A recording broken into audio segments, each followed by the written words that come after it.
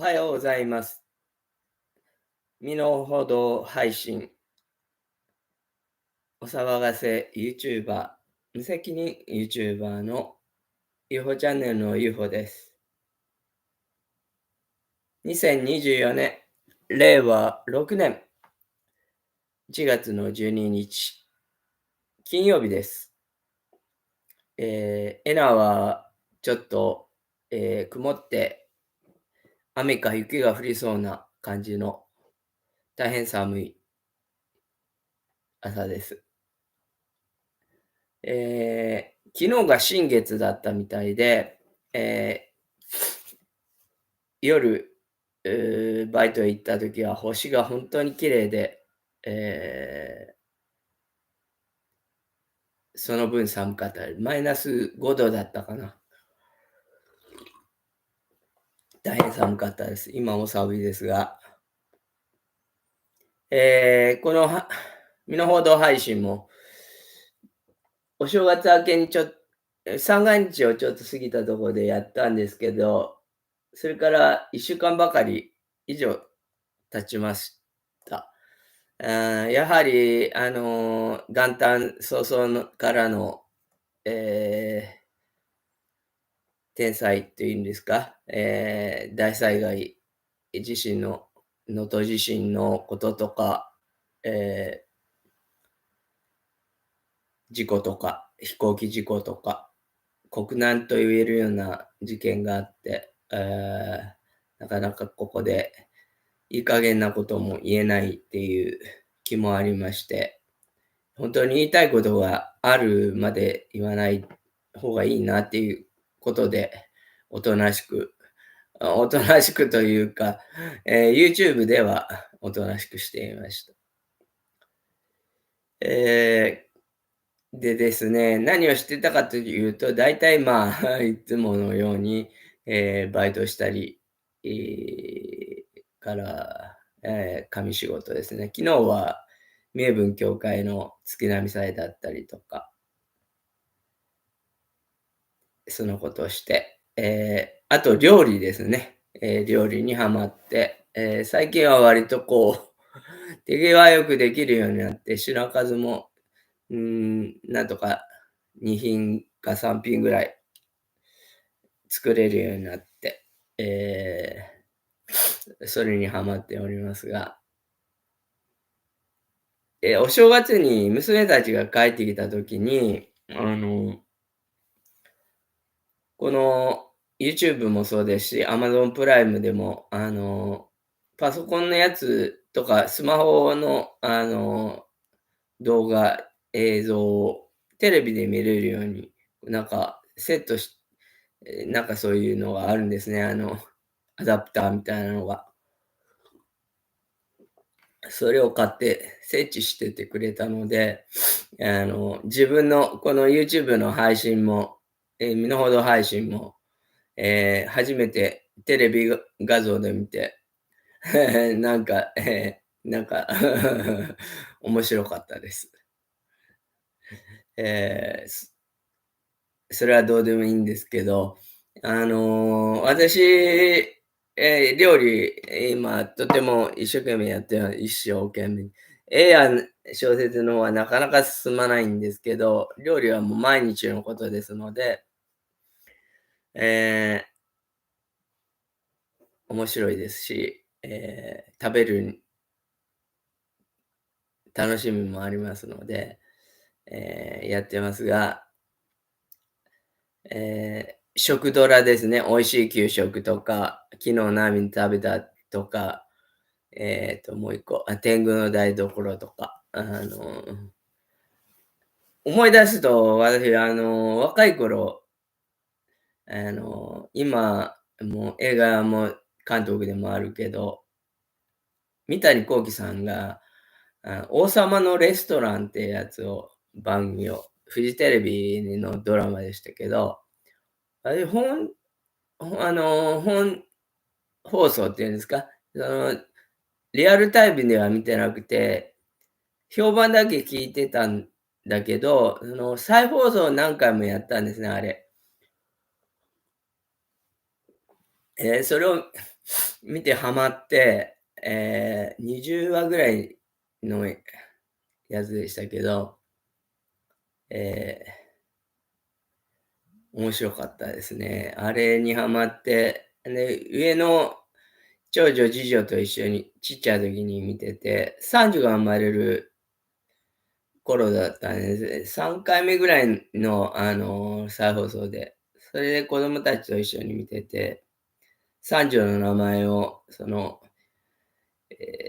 静香っていう名前にしたんですけど、あれは山口唐沢寿明さんの奥さんの山口さん、ね、名前の方が出てこなくなっちゃった。山口さんの、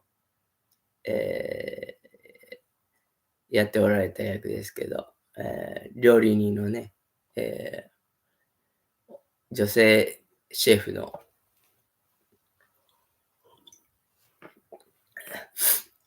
ギャルソンの戦国さんっていうのが、松本幸四郎さんがやってたんですけど、白鵬さんですか、今。えとても面白かったですけど、昨日見たのが、デリッシュっていうフランスの映画で、フランス革命前夜の宮廷料理人で、ね、腕の立つ貴族の家で、なんとか公爵っていう公爵のお城で腕を振るってたんですけど、自分の、創作料理を出したわけですね。じゃがいもを使った料理を貴族の、え晩餐会みたいなところで出したら、それがあの当時の貴族はじゃがいもは食べなかった。ドイツ人の食べるものなんで出すんだってすごい不評を買って、料理人を辞めさせられてしまうんですね。首を切られて。で、地元の実家へ帰る。息子と一緒に二人で帰るんですけど、ここにお兄さんだから、三人で暮らしてたとこへ、え弟子にしてほしいって女の人が来るわけです。その人はあまりネタバレするようなことを言うと面白くなくなるんで、あれですけど、その公爵に、え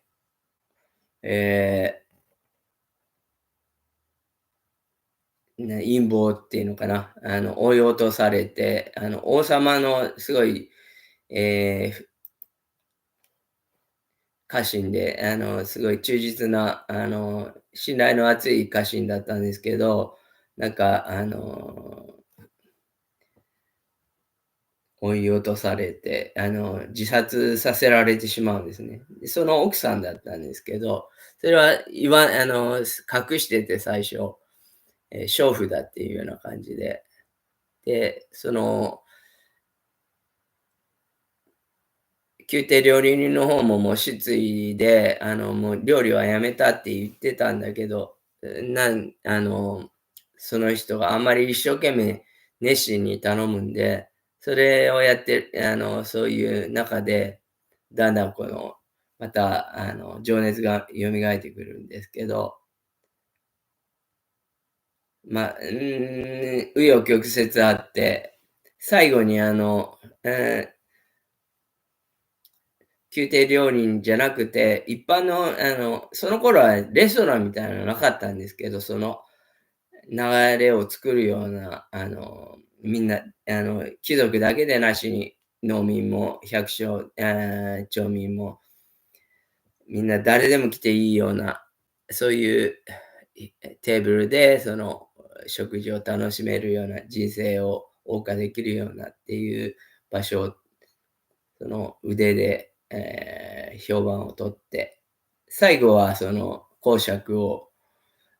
力でなくて、え招待して、料理でギャフンと言わせるっていう、本当に面白い素晴らしい作品で、もう本当に、食べることは生きることだ。生きることは食べることだっていうのを改めて、思いました。今、本当に能登の地方の人は食べるもんにもことかく、住む家もなくて車中泊とか、着るものもないような、着替えもないっていう感じのところもあるみたいで、こんな話を、聞かされたら本当によだれが出て、怒れるぐらいだと思うんですけれども、あの、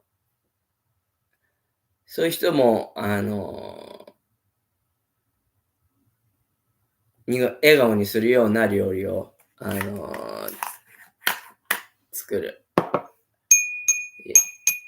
童話に北風と太陽っていうのはありますけど、